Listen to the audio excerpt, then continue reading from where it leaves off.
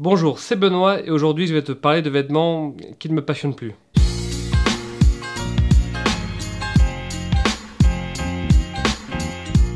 Alors, habituellement je te recommande des marques, des vêtements, des tissus et aujourd'hui on va faire exactement l'inverse, on va faire les choses à l'envers. Pourquoi? Parce que j'ai envie de te parler de vêtements sur lesquels j'ai changé d'avis après toutes ces années passées chez Bonne Gueule. Et évidemment la première chose qui me vient à l'esprit c'est la fourrure. Alors, contre le froid, moi je t'assure j'ai tout testé. Le cuir, la laine ou les matières techniques. Et clairement, la fourrure, ça sort du lot. Pourquoi? Parce que la chaleur est très douce, très enveloppante. Et ce qui, moi, m'a toujours fasciné avec la fourrure, c'est que tu peux la porter dans des tas d'amplitudes thermiques. Par exemple, dans la rue, il fait 0 degré. Tu rentres dans un magasin, il fait genre 25 degrés. T'as pas trop chaud. Mais tu vas venir, il y a quand même une sacrée question morale qui se pose pour la fourrure. Encore plus pour des animaux qui sont élevés juste pour la fourrure, mais pas pour consommer leur viande. D'ailleurs, je suis pas sûr que dans ta vie, tu aies beaucoup de fois mangé de la viande de vison ou de la viande de renard. C'est pour cette raison qu'après le Royaume-Uni, l'Allemagne, l'Autriche ou les Pays-Bas, la Norvège a elle aussi décidé d'interdire l'élevage d'animaux pour leur fourrure d'ici 2025. Donc c'est vraiment pas rien comme décision. Hein. Sacré courage. Un sondage réalisé par l'IFOP en 2018 pour la fondation 30 millions d'amis révèle que 86% des Français sont opposés à l'élevage d'animaux uniquement pour leur fourrure. Donc la bonne nouvelle c'est que je suis pas tout seul à aller dans ce sens. Il y a ça, puis il y a aussi la fourrure de coyotes sur les capuches où la manière dont ils sont capturés c'est dramatique. Souvent ils mettent leurs pattes dans un piège, ils attendent pendant des heures, ils peuvent pas s'échapper.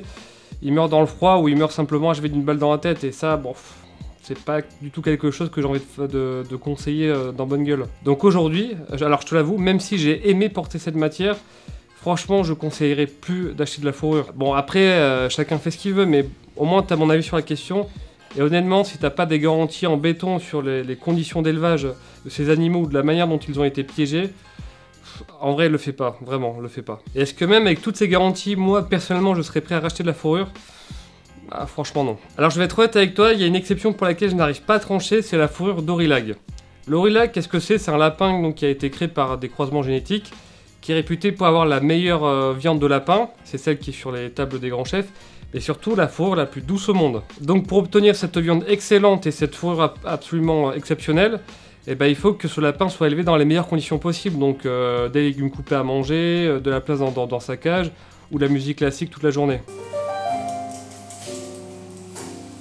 Mais là aussi, l'association L214 a malheureusement épinglé des conditions d'élevage désastreuses d'Aurilag en France. Et là, moi, ça m'embête parce que vraiment, on peut faire confiance à personne en fait, hein, c'est ça quoi. Autant je conseille plus la fourrure, mais je vais pas non plus te conseiller la fausse fourrure, parce que pour moi, elle n'a aucun intérêt technique ou esthétique. Elle n'a pas du tout la chaleur très douce et enveloppante que tu as avec une fourrure. Et vu que c'est en polyester, souvent, ça te fait transpirer. Et ça fait super cheap, donc pour moi, c'est un no-go pour la fausse fourrure. Après la fourrure, ce que je ne recommanderais plus, c'est le duvet. D'ailleurs, Canuck, qui est une marque québécoise de parka, a toute une gamme de modèles en isolant en synthétique. C'est du Climachill, hein, comme on a chez nous. Canuck, marque emblématique de manteaux chauds. Donc si même eux se mettent à utiliser de l'isolant synthétique, ça veut bien dire que ça vaut le coup. Toujours dans cette idée de remplacer le duvet, tu as Monarch, qui est une boîte canadienne aussi, qui a mis au point une isolation à partir de soie sauvage, donc la soie sauvage qui est une plante d'Amérique, et apparemment il y a de très bonnes qualités thermiques. Tu as aussi l'entreprise Sindown qui redonne une nouvelle vie à des vêtements en duvet usagés. Donc forcément, le duvet, je suis assez frileux, petit jeu de mots pour te le recommander, surtout quand j'ai vu qu'il y avait encore des cas de plumage d'oies vivantes. Et ça, c'est absolument horrible. Et ces plumes prélevées sur des oies vivantes, je pense qu'elles alimentent des fournisseurs pour de l'entrée de gamme ou sur des marques qui sont pas très regardantes sur l'origine de leur duvet. Alors non, je te rassure, je te montrerai pas d'image d'oies plumées vivantes parce que c'est vraiment pas beau à voir. Donc moi, je te parle de duvet dans le cadre d'un usage urbain. Mais à la limite, si tu es alpiniste et que tu aimes bien faire des hauts sommets, là, je peux comprendre que le duvet fasse encore sens pour toi. Donc dans ce cas-là, je ne peux que t'inviter à te tourner vers du duvet certifié RDS pour Responsible Down Standard. C'est un label qui garantit notamment que les oies ne sont pas plumées vivantes, qu'elles ne sont pas gavées, donc tant pis pour le foie gras. Et tout le process de production est audité par une tierce partie. Et par exemple, tu as des marques comme Arc'teryx qui, eux, utilisent que du duvet maintenant certifié RDS, donc ce qui est plutôt bon signe. Ou sinon, je suis obligé de parler de Valandré, qui est une marque beaucoup plus confidentielle, qui se fournit, elle, chez les meilleurs éleveurs du sud-ouest. Mais bon, ça reste quand même des événements pour de l'alpinisme himalayen. Après la fourrure ou le duvet, vient la question des cuirs exotiques. Et alors là, aïe aïe aïe, ça m'embête beaucoup de ne plus te conseiller du python, du lézard ou du karong parce que j'aime beaucoup leur texture à ces cuirs-là.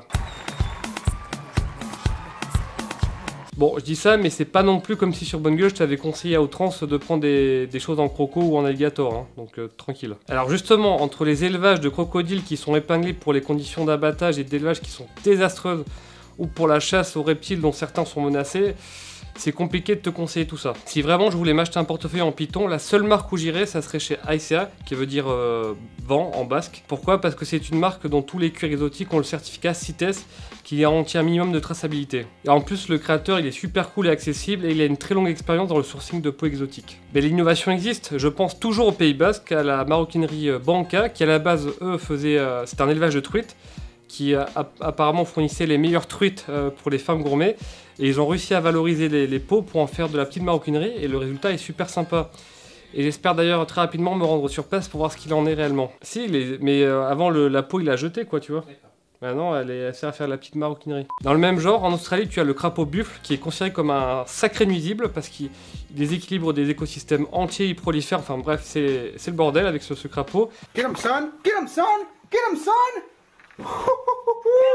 Et petit à petit, on commence à pouvoir travailler sa peau pour en faire du cuir comme le fait la marque Cobja. Alors, je vais pas te mentir, le résultat il est très particulier, mais honnêtement, ça vaut le coup d'œil. Donc tu vois, tu peux quand même avoir des cuirs exotiques, mais sans avoir des animaux qui ont été élevés ou chassés dans des conditions un peu moyennes. Donc après toutes ces questions autour du cuir des animaux, passons maintenant aux chaînes fast fashion d'entrée de gamme. Alors ça, bon, entre mon dernier Parlons vêtements où j'explique pourquoi je ne parle que de vêtements entre guillemets chers, je te mets le lien dans la description, et ma lettre de désamour à Uniqlo, je crois que tu commences à comprendre que moi la fast fashion on n'est plus vraiment très copains. Bah alors cela dit, je change pas sur un truc non plus, c'est que si tu es étudiant et que tu as peu de budget, bah, la fast fashion pour le coup, si t'as pas le choix pour avoir un style qui te plaît, bah, vas-y. Et honnêtement, ça serait hyper condescendant de ma part de te dire non mais attends, même si t'as pas d'argent, va pas à la fast fashion. Mais tu vois, j'ai quand même envie de sensibiliser les gens aux dégâts considérables que fait la fast fashion qui sont plutôt méconnus auprès du grand public. Et c'est pour cette raison que bah oui, je peux plus recommander de la fast fashion de manière totalement décomplexée en mode YOLO. Côté chiffres, par exemple, je te rappelle que l'industrie du textile produit 1,2 milliard de tonnes de gaz à effet de serre par an,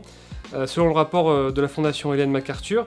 Pour info, c'est plus que ce que produit le trafic maritime aérien réuni. 4% de l'eau potable mondiale est utilisée pour produire nos vêtements, c'est absolument gigantesque. Le WWF affirme aussi que la mode produit 2 milliards de tonnes de déchets par an, donc compliqué hein. Et d'ailleurs, la consommation mondiale de vêtements a doublé en 15 ans, pour atteindre 16 kg de vêtements achetés par an et par habitant en Europe. C'est complètement dingue. Donc maintenant, moi je pense qu'il est temps d'inverser cette courbe et d'arrêter d'acheter à tour de bras des vêtements peu coûteux de mauvaise qualité. Et si ça t'intéresse, je te mets en description le rapport du WWF qui indique notamment les marques qui sont bonnes élèves ou pas. Alors je ne conseille plus la fast fashion entrée de gamme, mais je conseille plus non plus les grandes maisons de luxe. Bah oui, c'est un peu l'exact opposé de la fast fashion, mais ouais, je peux plus recommander d'aller dépenser ton argent dans des grandes maisons de luxe. Ces maisons qui payent des fortunes pour avoir des sœurs en Algérie ou des boutiques dans les coins les plus cher et coûteux des grandes capitales mondiales. Parce que c'est se ruiner pour pas grand chose et aujourd'hui il est tellement plus simple de trouver une qualité équivalente ou supérieure ailleurs pour moins cher. Par exemple, pour la petite maroquinerie, regarde ce que fait la marque Atelier Vilise qui fait une qualité mais qui est absolument renversante au regard du prix. Mais si tu as le budget et que tu as un article très spécifique, très particulier à une maison de luxe qui est absolument introuvable chez une autre marque, bah là, oui, ok, vas-y, je suis ok avec ça. Mais c'est quand même dommage d'aller dans une grande maison de luxe pour dépenser 300 € pour une chemise blanche, alors que tu peux trouver la même chose, voire mieux, pour 150 €. Et d'ailleurs, par exemple, compare une chemise blanche, je sais pas, de chez Saint Laurent, à une chemise chez Howard's à 150 €, tu verras, il n'y a pas beaucoup de différence. Et je dirais même que sur certaines finitions, la chemise Howard's est bien meilleure. Bah, tu mettras le hashtag, hein. Tu mettras le hashtag. Et sur des vêtements tailleurs, des marques françaises comme Husband ou Eclectic proposent des choses, mais que je trouve qui ont tellement plus d'âme, plus de bien meilleure qualité que ce que tu peux trouver en costume ou en blazer chez Dior ou chez Saint Laurent. Donc vraiment, encore une fois, à part pour des choses très spécifiques, comme par exemple, je sais pas moi, des sneakers Lanvin, que j'aime beaucoup, il n'y a aucune raison d'aller dans une grande maison de luxe. Et si vraiment tu veux du luxe, n'oublie pas d'aller checker sur Grail et sur Vinted, parce que peut-être que tu auras ce que tu veux en seconde main, mais sûrement en très bon état, à un prix beaucoup plus correct. Voilà, j'espère que tout ce que je viens de te dire va t'aider à faire des achats plus éclairés, plus conscients. En tout cas, si ça t'a plu, inscris-toi à notre newsletter pour avoir encore plus de conseils, mets un pouce bleu, abonne-toi et moi je te dis à bientôt. Salut!